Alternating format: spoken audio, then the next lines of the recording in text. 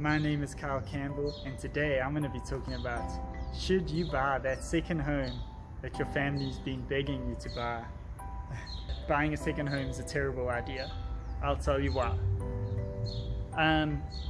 First of all, they're really expensive luxury homes generally, and they are beautiful. That's why you're buying them. You want to buy them because you feel that, it would be great to spend time with your family and go on vacation and all of those awesome things. And I do really value time with family, and I think that's really important.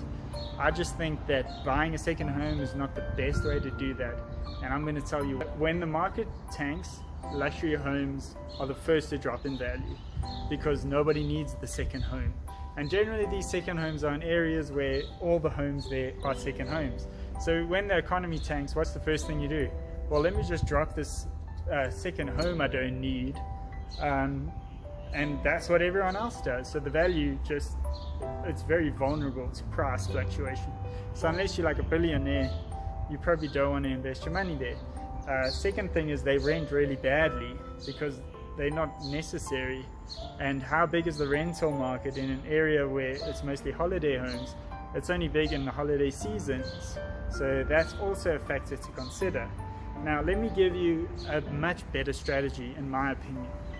To go and buy 5 homes, instead of buying a 5 million whatever currency you're in home, rather why don't you buy 1 million homes, 1 million rand, $1 million, whatever your currency is, homes in your area, in an area in a market where people have to rent, like it's close to where they work, it's a minimum entry-level home, and the rent's much higher on those, about 8% as opposed to, and that's net income, 8% as opposed to 4% on luxury.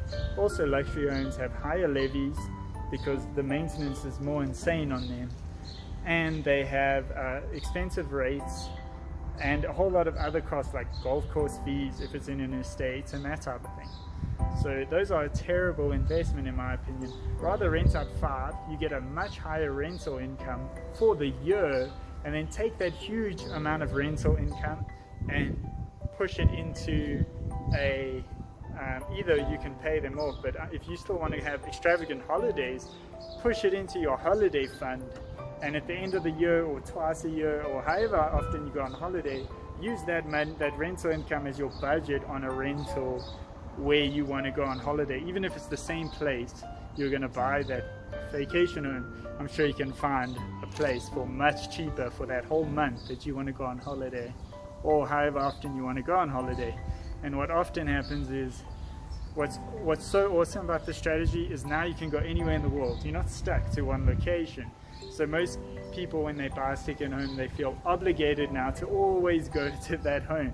Why not just let that rental income accumulate and go all around the world? If you can't afford it, it's not in your budget, just maybe tell your family, listen, let's wait X amount of months, you can do the calculation, and then we can go to Disneyland in America because our holiday fund will be X amount by then.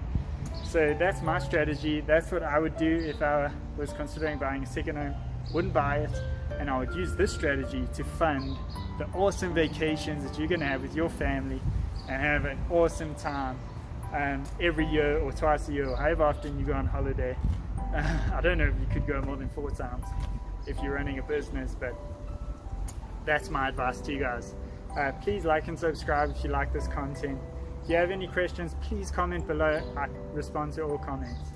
Thank you so much for watching, and please remember, like and subscribe.